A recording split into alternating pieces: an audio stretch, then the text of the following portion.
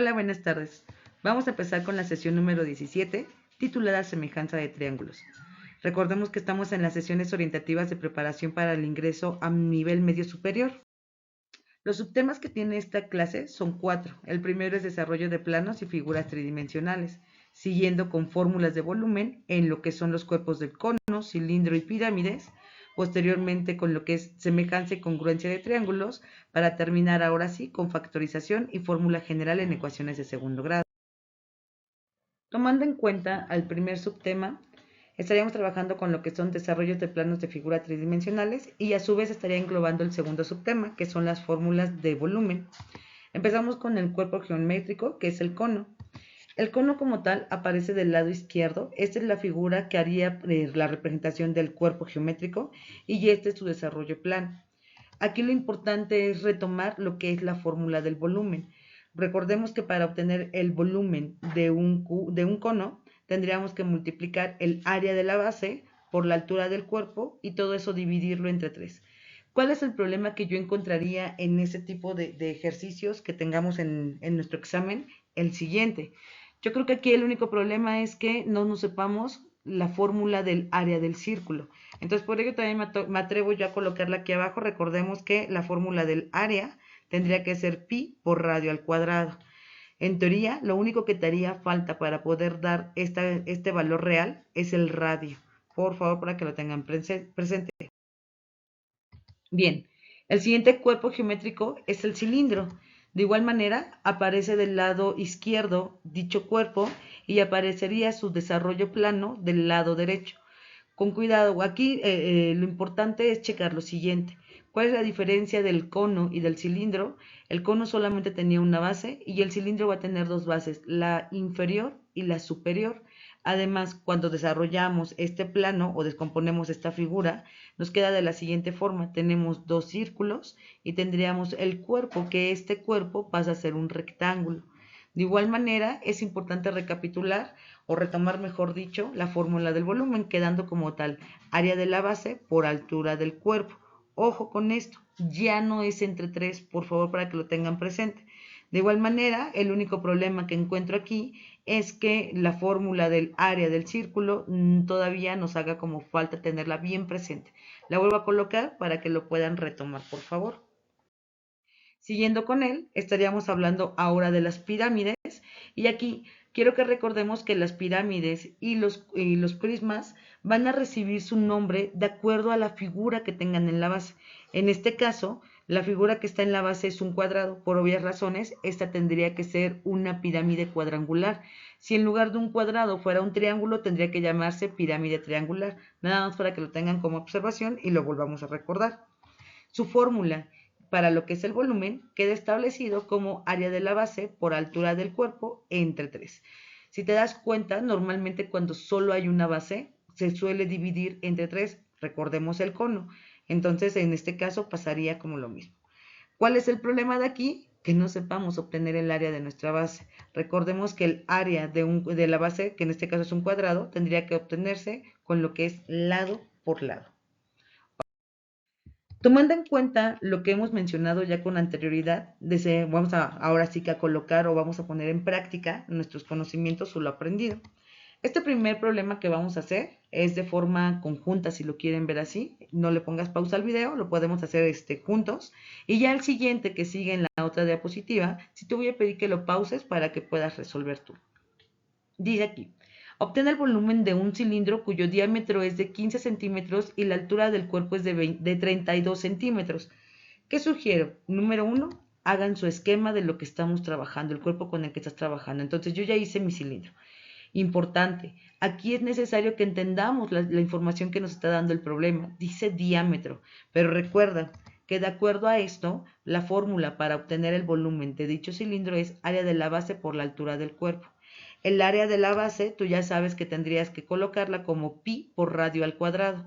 Mi pregunta aquí es, no tenemos el valor de pi, perdón, el valor del radio, porque no me están dando el valor del radio, me están dando el valor del diámetro.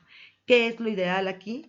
Pues obviamente dividir a dicho diámetro entre 2, porque tú ya sabes que 2 radios crean un diámetro, y ahora sí sustituir la información, quedando de la siguiente manera.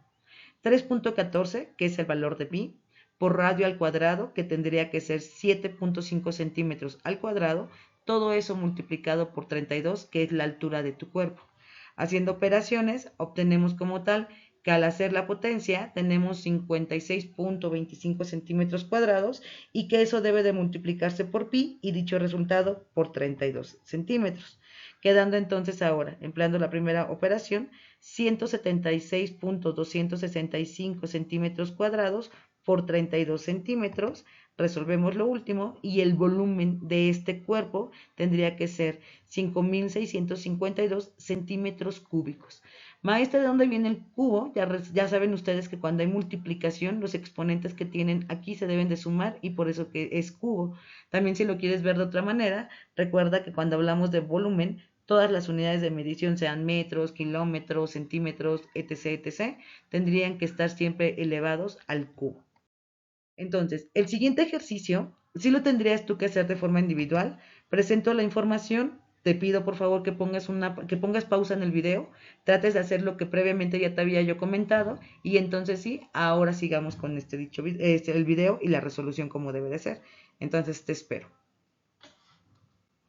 Ok, pienso que ya lo pudimos contestar, que ya lo hicimos, y si no fue el caso, bueno, sí te pediría yo que para las siguientes ocasiones lo trates de hacer. Al final, recuerda que esto es tratar de poner en práctica lo que uno va aprendiendo. Dice aquí, obtener el volumen de una pirámide rectangular con las siguientes medidas. El valor de A es de 3.5 metros, el valor de B es de 8 metros y la altura es de 17 metros. Está la pirámide, esta pirámide, ¿cuál sería? Ok, si dijiste pirámide rectangular, estás en lo correcto, ya que su base es un rectángulo. Entonces, el valor de A está señalado a lo que es el largo, si lo quieres ver así, del rectángulo, el valor de B al ancho, y la altura hace referencia a la altura del cuerpo. Ya sabemos que para poder obtener como tal esta información de lo que es el volumen necesito la fórmula que es área de la base por altura del cuerpo. Aquí es importante que tengan presente que el área de la base es base por altura. Recuerda que en este caso es el rectángulo, base por altura. Sustituimos la información y entonces tú ya sabes que si multiplicas 3.5 metros por 8 metros estarían dando 28 metros cuadrados por la altura del cuerpo que era 17. Eso nos daría un total de 476 metros cúbicos y lo tendríamos que dividir entre 3, obteniendo como tal el valor final que es 158.63 metros cúbicos. Esto es lo básico de lo que habíamos trabajado con el desarrollo de planos y el volumen. Son lo básico que tendríamos que tener presente ya hoy por hoy. Estaríamos cambiando de subtema y estamos ahora viendo lo que es las propiedades de congruencia y semejanza de triángulos.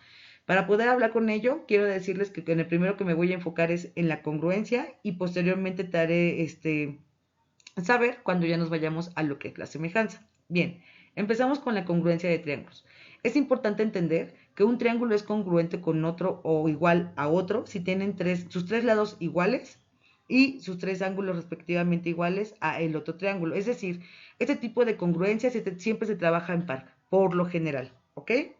Bien, nota, para saber si los triángulos son iguales, no es necesario comprobar la igualdad de sus lados y ángulos uno a uno. Se puede aplicar uno de los tres criterios correspondientes. Entonces aquí nos da información importante. La congruencia de triángulos tiene tres criterios importantes para poder decir que es congruencia. Empezamos con el primero.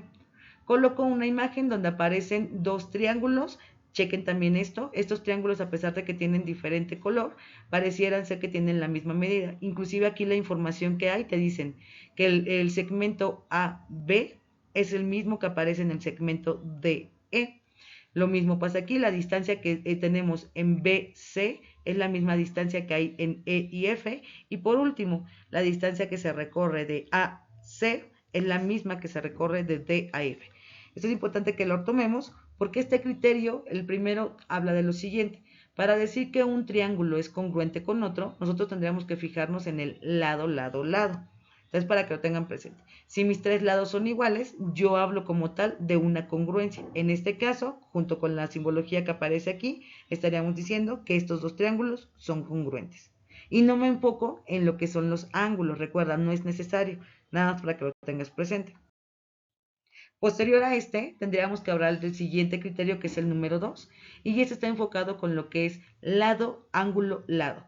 Aquí es importante que entendamos que tienen que ser consecutivos, que no va un lado, luego otro lado y luego el ángulo, no, tiene que seguir este orden, lado, ángulo, lado. Coloco un ejemplo para que podamos decir si es congruente o no. Ok, dice que tenemos que tener lados iguales, vámonos con el lado AB y el lado JK. En teoría son iguales, aparece que mide 20.5 centímetros y el otro también 20.5 centímetros. Luego tendríamos que checar el ángulo. Yo tendría que trabajar con el ángulo consecutivo. En este caso tiene el valor que es de 75 grados y también aquí de 75. Ya vamos dos de las cosas que nos está pidiendo. Y tendríamos que trabajar con el tercero. Vamos a enfocarnos con el lado BC y el lado KL. Yo te preguntaría a estas alturas, de acuerdo a este ejemplo que está en la diapositiva, ¿estos triángulos son congruentes? ¿Ok? La realidad es que no son congruentes, ¿pero por qué? Porque si tú te das cuenta, la distancia que se recorre de B a C es de 34 centímetros y la distancia que se recorre de K a L es de 39.7. Quiere decir que esos lados no son iguales, ¿vale? Ok, ese es el segundo criterio. Vamos con el tercero. El tercero está ligado a lo que es ALA, que significa ángulo, lado, ángulo. En este criterio es muy fácil de poderlo determinar. Yo coloco un ejemplo con dos triángulos y verifiquemos. Tenemos el ángulo inferior izquierdo con una medida de 40, también en el otro triángulo el ángulo inferior izquierdo con 40, las bases miden 6 metros, y de igual manera terminamos con el ángulo inferior derecho midiendo 40 y 40. Entonces, en este caso también es importante señalar que tienen que ir consecutivos. Ángulo, lado, ángulo. Estos triángulos, por obvias razones, sí serían congruentes. ¿Vale? Para que lo tengamos presente. Ok. Vamos entonces ahora con lo que es la semejanza de triángulos. Entonces, para hablar de semejanza y congruencia, recuerda que parecieran lo mismo, pero no es lo mismo, por favor, para que lo tengan presente. Entonces, un triángulo es semejante si cumple con cualquiera de los siguientes criterios. De igual manera, en la semejanza se trabajan tres criterios. Empezamos con el primero y dice lo siguiente. Si dos triángulos tienen dos ángulos respectivamente iguales, son triángulos semejantes. La imagen que yo te presento en la diapositiva, si somos observadores y checamos las anteriores, te podrás dar cuenta que dichos triángulos desde simple vista no tienen el mismo tamaño. Pero ojo, aquí en el primer criterio no te estamos hablando de lados iguales. El primer criterio te dice que debería de ser iguales si tiene dos ángulos respectivamente iguales. Yo coloco como tal colores y coloco letras. En este caso tenemos el ángulo A y el ángulo A'. Hace referencia a que como tienen el mismo color, tendrían la misma abertura. Tenemos lo que es la letra Y, Y', y en este caso igual, con el mismo color, la misma abertura, y por obvias razones de color azul, estaríamos diciendo que son semejantes. Quiero hacer aquí un pequeño paréntesis y como si todavía no nos damos cuenta, dejar en claro que cuando hablamos de congruencia de triángulos, la congruencia por lo general tienes triángulos iguales, y lo pongo entre comillas, decir iguales.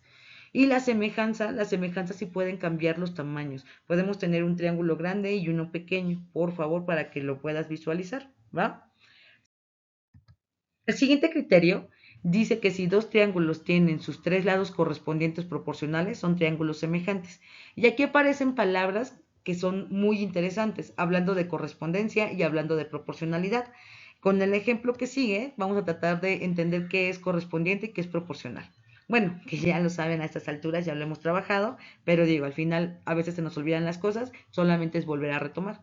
Ok, te presento un triángulo, el triángulo ONM, y el otro que sería PRQ, ¿va? Bien, tenemos un triángulo grande, un triángulo pequeño, algunos datos que aparecen aquí. El triángulo grande nos dan ángulos y nos dan medidas de lados, y en el triángulo pequeño lo único que nos están dando son lados. Ok, lo primero que tú tienes que tener en cuenta es la palabra proporcional o proporcionalidad. ¿Qué es esto? A esas alturas ya tenemos que tener en cuenta que una proporcionalidad es una razón entre dos cantidades que mantienen una constante. Pero van a decir, maestra, no me dice nada. Vamos a pensarlo así. Una razón se debe de representar siempre en fracción, o la mayoría de las veces las personas las representamos con fracciones, pero una fracción a su vez también es una división. Tenlo presente, por favor. Con base a ello, yo tendría que establecer algo que se llama como tal correspondientes. Bueno, lo que yo les decía de los lados correspondientes. Es decir, si yo trabajo con la base, yo tendría que trabajar también con la base del triángulo pequeño. Checa, por favor. Decimos que es la relación entre cantidades. Tengo la cantidad de la base del triángulo grande, que en este caso es MN, y la base del triángulo pequeño, que en este caso es PU. Entonces dice que te tiene que arrojar una constante.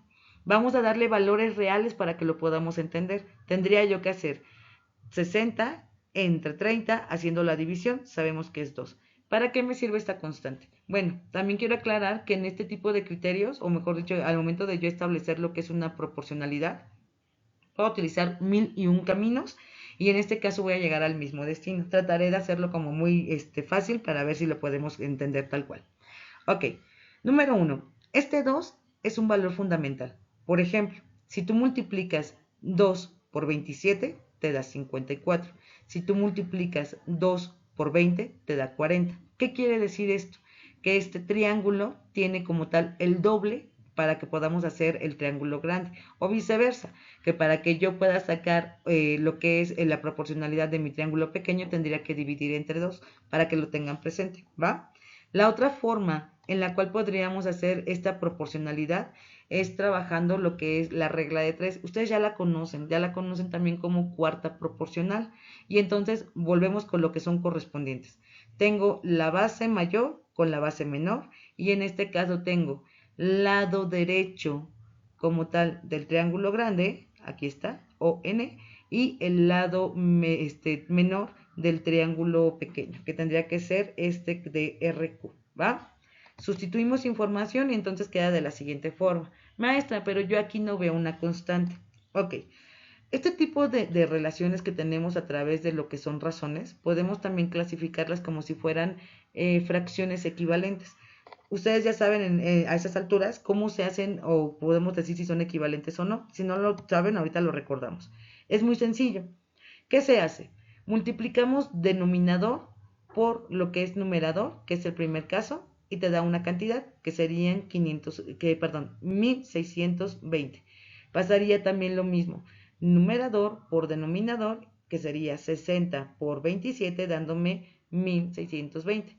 Si no me crees, te invito a que le coloques pausa al video y entonces rectifiques las operaciones para que veas que efectivamente te arroja una constante. Maestra, pero entonces, ¿qué pasaría con el otro lado? De igual manera, si tú cambias cualquiera de estos valores en estas dos proporciones, estaría saliendo la misma cantidad, ¿va?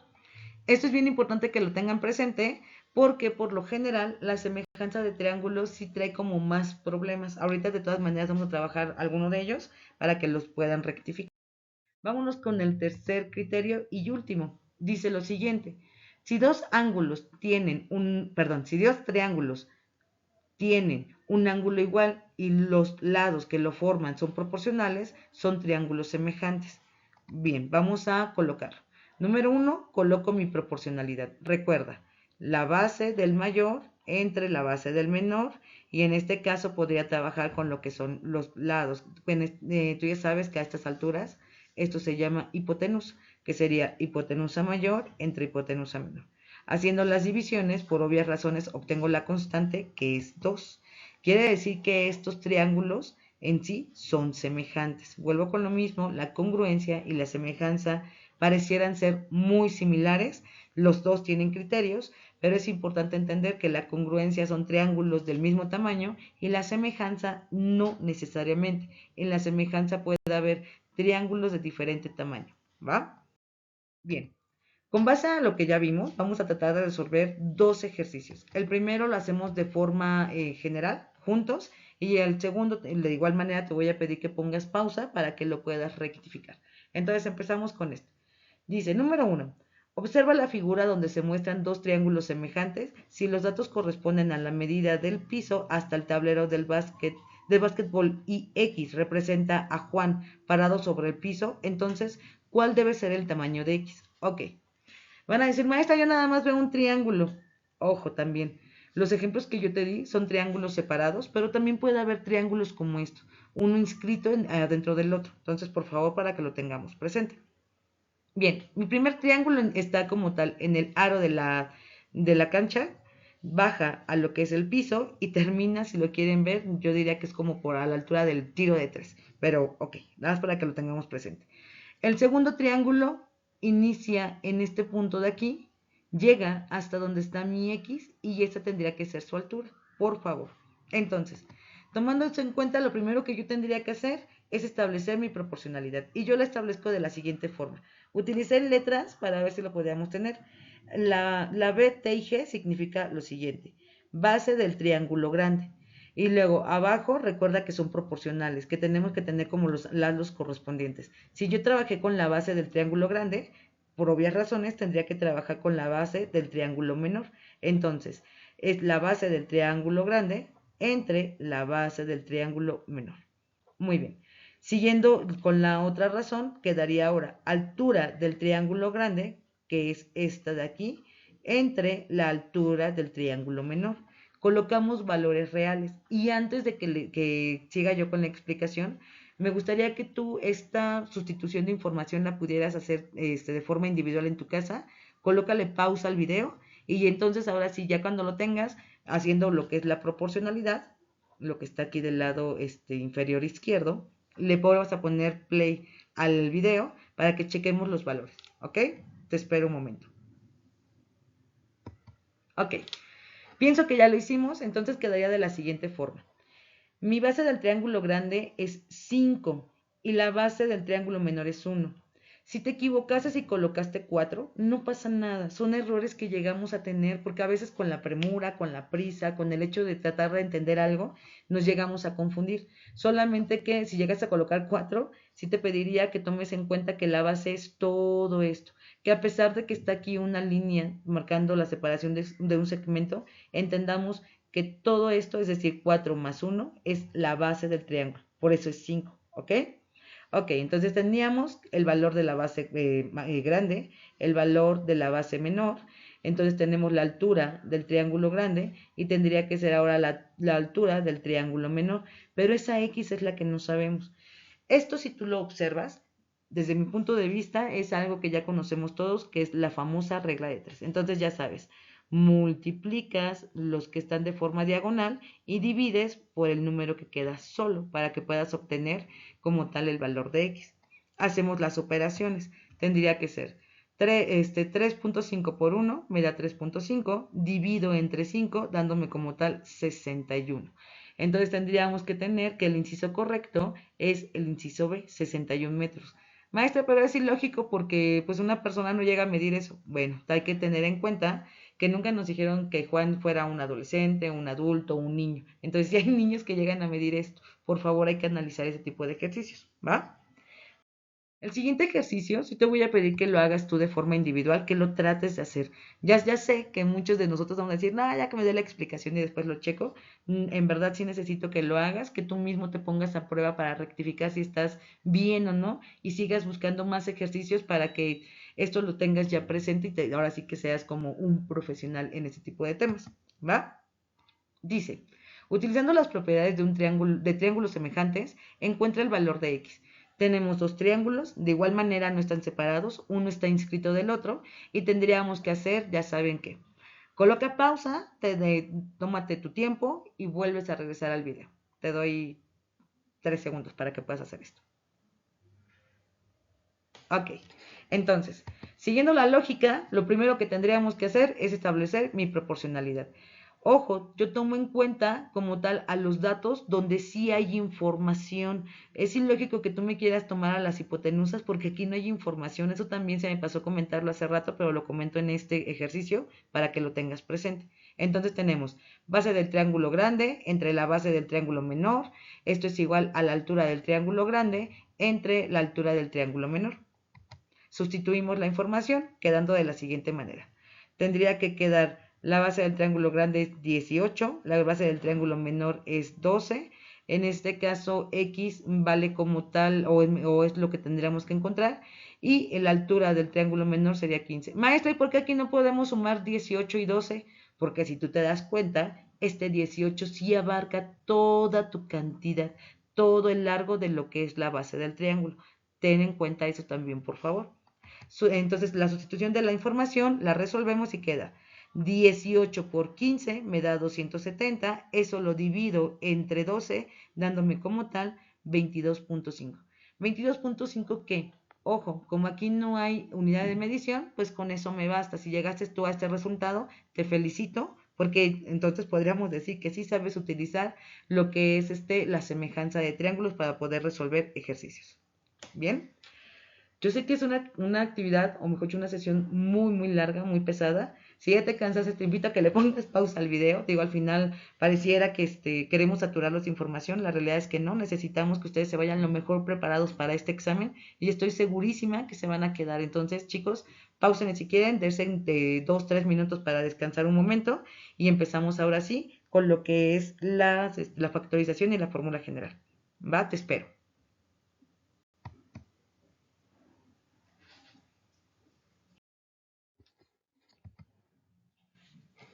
Ok, empezamos con lo que es la factorización. Bien, es el último subtema, es factorización y fórmula general para la expresión ax al cuadrado más bx más c es igual a 0. Este tipo de representaciones o este tipo de expresiones corresponden a lo que son las ecuaciones de segundo grado. Se dice que es de segundo grado porque el exponente más grande que tenemos es el número 2, ¿va? Ahora, la factorización, empezamos como de lo más sencillo a lo más complejo, que a muchas personas la factorización se les hace más fácil, entonces vamos a ver a ti cuál se te facilita más. Iniciamos con este. Factorizar es hallar dos o más factores cuyo producto es igual a la expresión propuesta. Colocamos un ejemplo.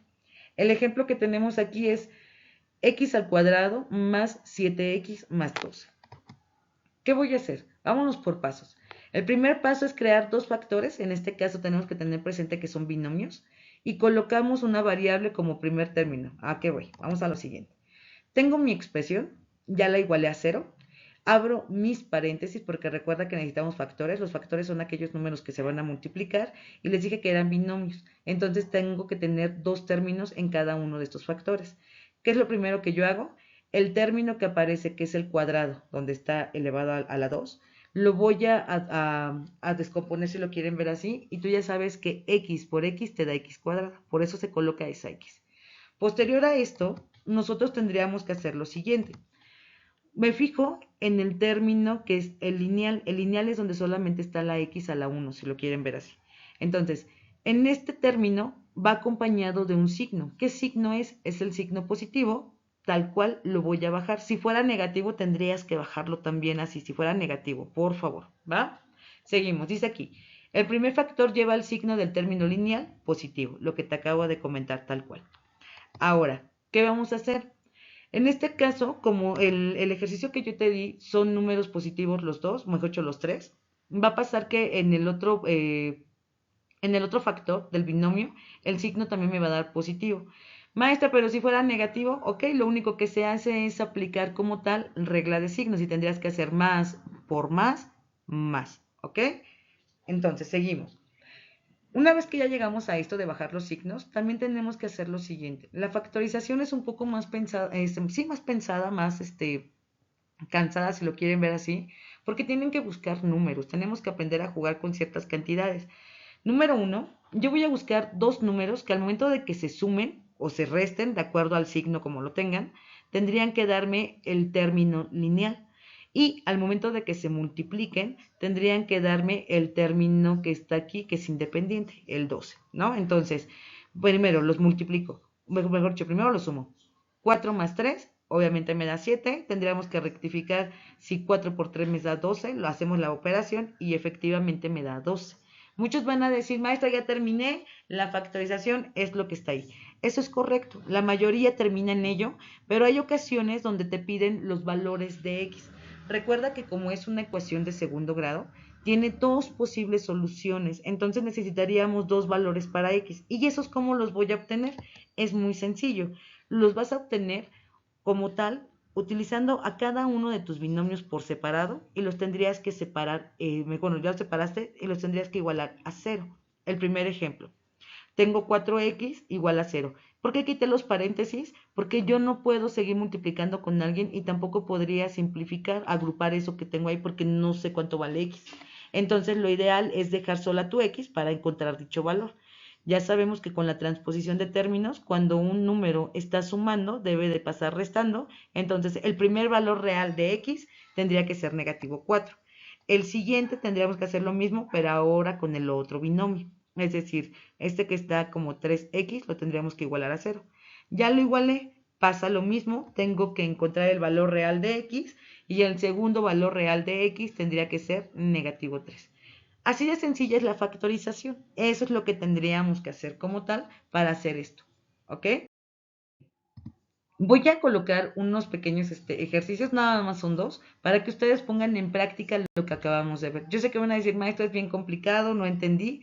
No te preocupes, así empezamos todos, con que no entendemos y demás. Aquí el punto es que netamente lo practiquemos. Entonces vamos con el primero. Te ayudo con este y espero que ya el segundo lo hagan ustedes solos. Bueno, a lo mejor los hacemos juntos. Pero ok, si tú puedes, ponle pausa al video, trata de hacer la contestación de este ejercicio de la forma como ya la habíamos visto. Otra cosa, si es necesario que tomen apuntes, chicos, porque muchas veces ver un video y volverlo a ver y volverlo a ver, a veces no nos ayuda demasiado. Entonces trata de tomar apuntes en tu cuaderno, checa lo que está ahí anotado y trata de resolver.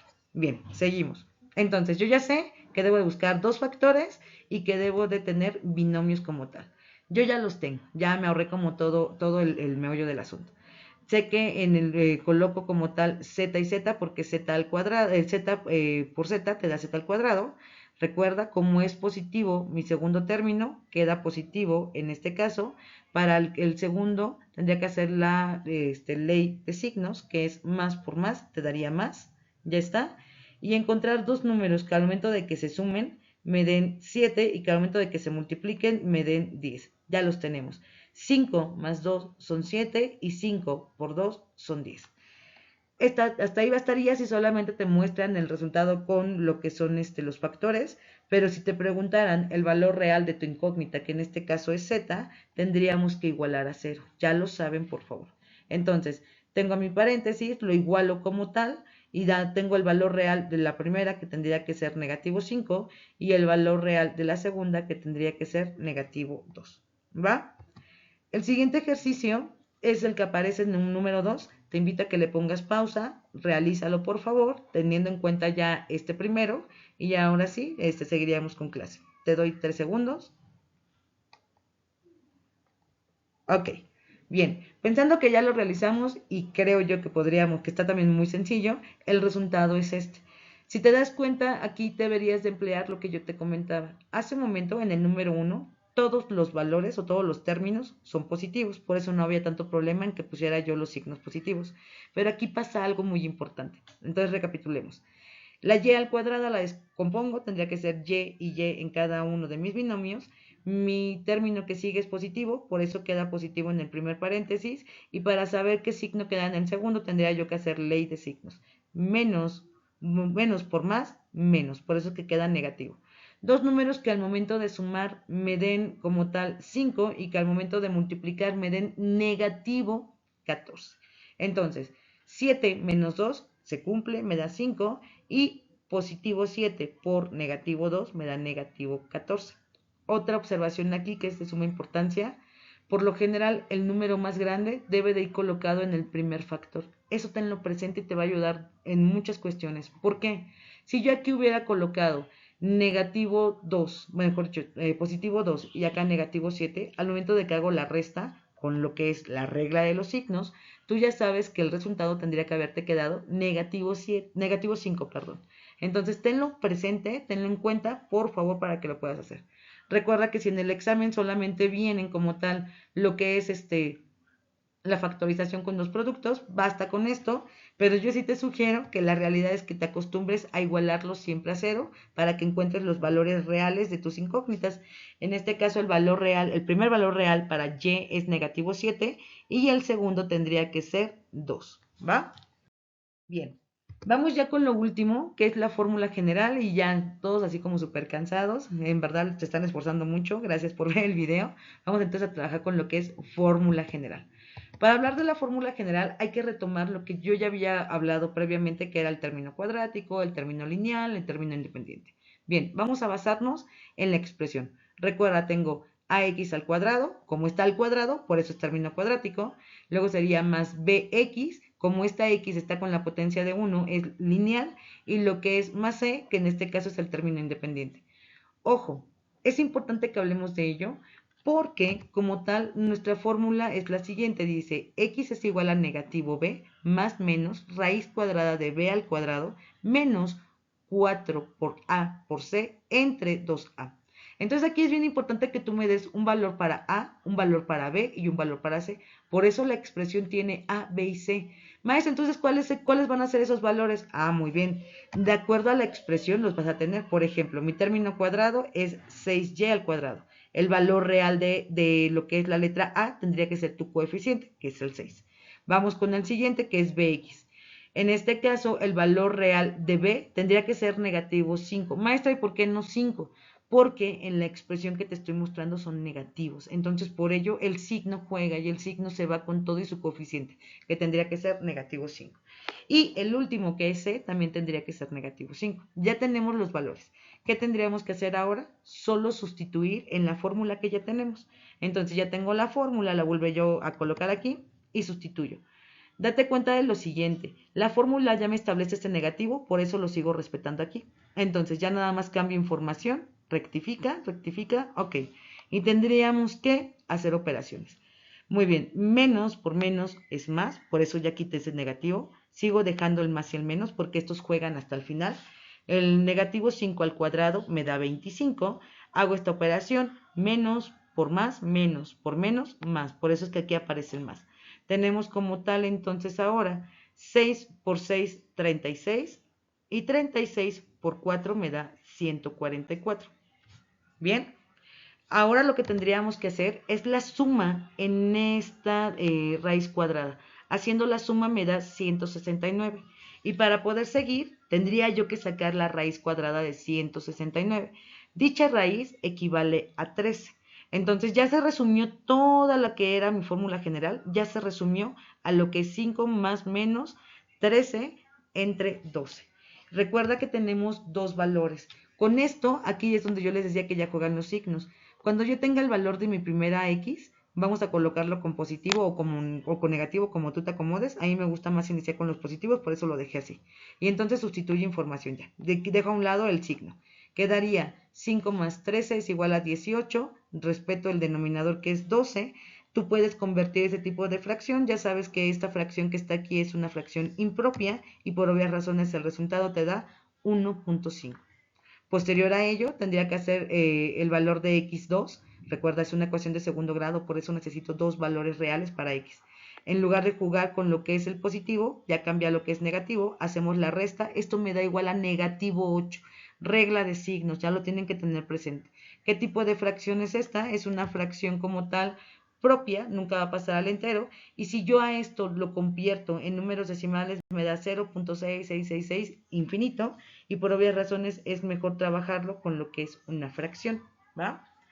Recuerda tomar apuntes, recuerda tomar anotaciones y demás. Vamos con el ejercicio. Este ejercicio es individual, es para que tú lo practiques. Está la ecuación de la siguiente forma, que es 10x al cuadrado más 7x menos 12 igual a 0. Recuerda, así tips, recuerda colocar valores para A, B y C. Ten presente tu fórmula general. Te doy 2 minutos, bueno, mejor dicho, te doy 2 segundos. Ponle pausa al video y trata de contestarlo.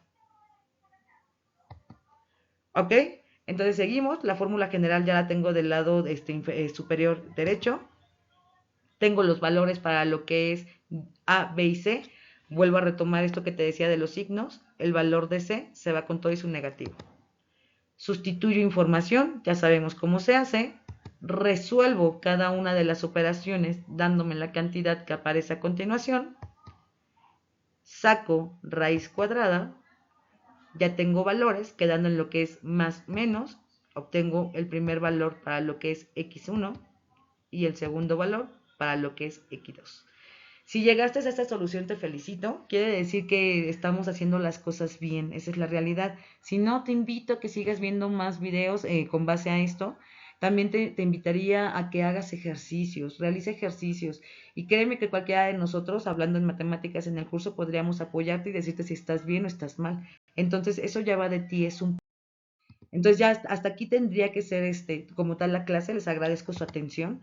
Algo bien importante es que nosotros todo lo que vayamos sembrando a partir del día de hoy o todo este curso lo vamos a poder cosechar en el momento que tengamos que hacer ese examen. Entonces sí les pido por favor que se pongan a estudiar, que hagamos las cosas bien como deben de ser. Y sin más por el momento me despido, que tengan un bonito día. Hasta luego.